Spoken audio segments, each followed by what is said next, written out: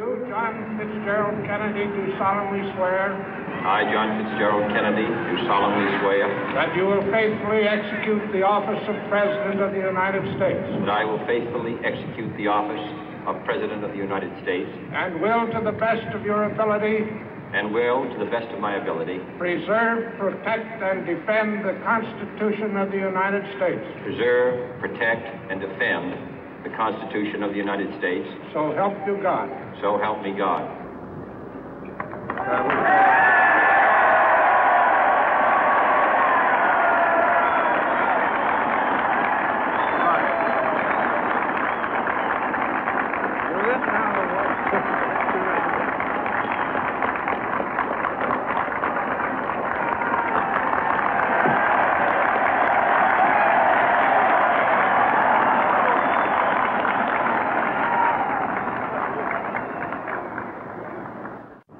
Vice President Johnson, Mr. Speaker, Mr. Chief Justice, President Eisenhower, Vice President Nixon, President Truman, Reverend clergy, fellow citizens. We observe today not a victory of party, but a celebration of freedom, symbolizing an end as well as a beginning, signifying renewal as well as change. For I have sworn before you and Almighty God the same solemn oath our forebears prescribed nearly a century and 3/4 ago. The world is very different now, for man holds in his mortal hands the power to abolish all forms of human poverty and all forms of human life. And yet the same revolutionary beliefs for which our forebears fought are still at issue around the globe. The belief that the rights of man come not from the generosity of the state, but from the hand of God. We dare not forget today that we are the heirs of that first revolution.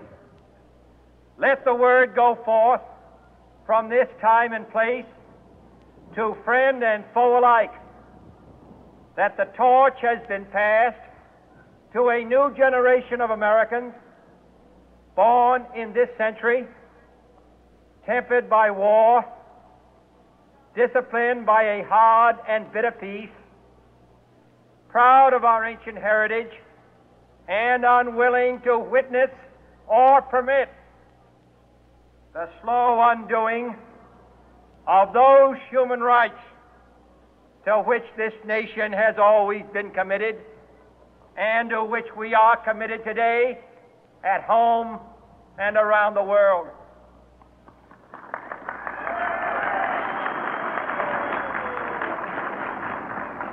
Let every nation know, whether it wishes us well or ill, that we shall pay any price, bear any burden, meet any hardship, support any friend, oppose any foe to assure the survival and the success of liberty.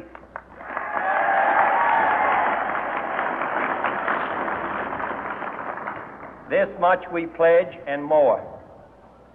To those old allies whose cultural and spiritual origins we share, we pledge the loyalty of faithful friends. United, there is little we cannot do in a host of cooperative ventures. Divided, there is little we can do, for we dare not meet a powerful challenge at odds and split asunder. To those new states whom we welcome to the ranks of the free, we pledge our word that one form of colonial control shall not have passed away merely to be replaced by a far more iron tyranny. We shall not always expect to find them supporting our view, but we shall always hope to find them strongly supporting their own freedom, and to remember that in the past, those who foolishly sought power by riding the back of the tiger ended up inside.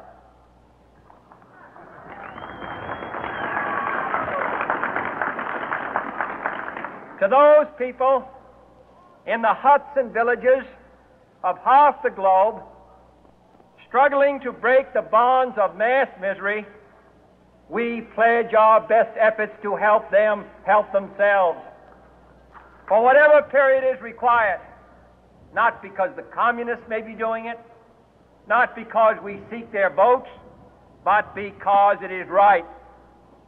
If a free society cannot help the many who are poor, it cannot save the few who are rich.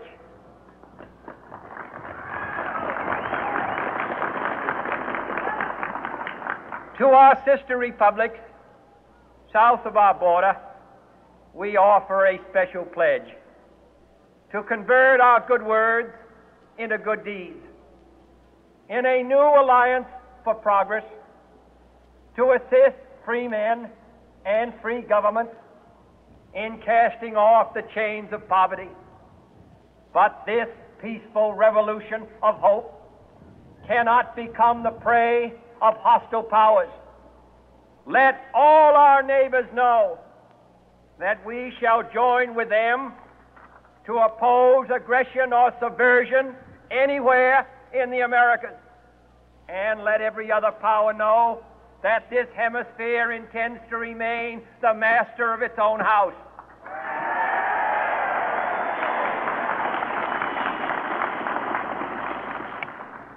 To that World Assembly of Sovereign States, the United Nations, our last best hope, in an age where the instruments of war have far outpaced the instruments of peace, we renew our pledge of support to prevent it from becoming merely a forum for invective, to strengthen its shield of the new and the weak, and to enlarge the area in which its writ may run. Finally, to those nations who would make themselves our adversary, we offer not a pledge, but a request that both sides begin anew the quest for peace.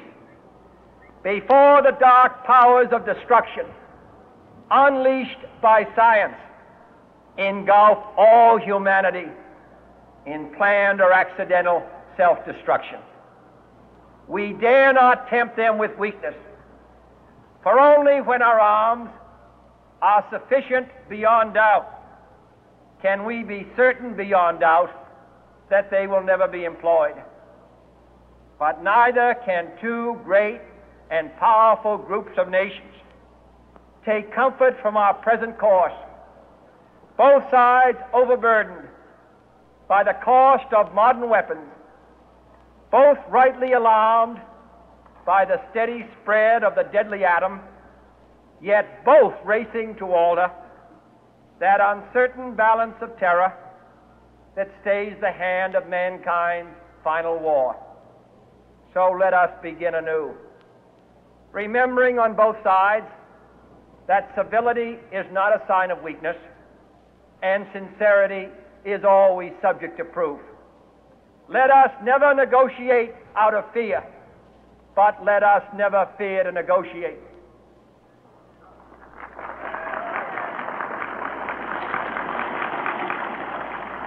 Let both sides explore what problems unite us, instead of belaboring those problems which divide us.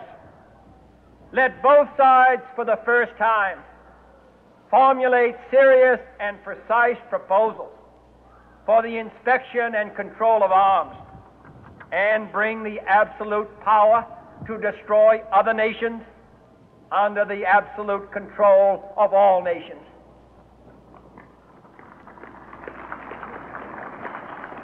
Let both sides seek to invoke the wonders of science instead of its terrors.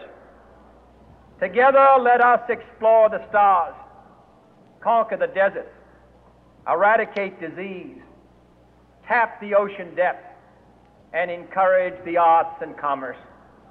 Let both sides unite to heed in all corners of the earth the command of Isaiah to undo the heavy burden and let the oppressed go free. And if a beachhead of cooperation may push back the jungle of suspicion, let both sides join in creating a new endeavor, not a new balance of power, but a new world of law, where the strong are just and the weak secure and the peace preserved. All this will not be finished in the first 100 days, nor will it be finished in the first 1,000 days, nor in the life of this administration, nor even perhaps in our lifetime on this planet. But let us begin.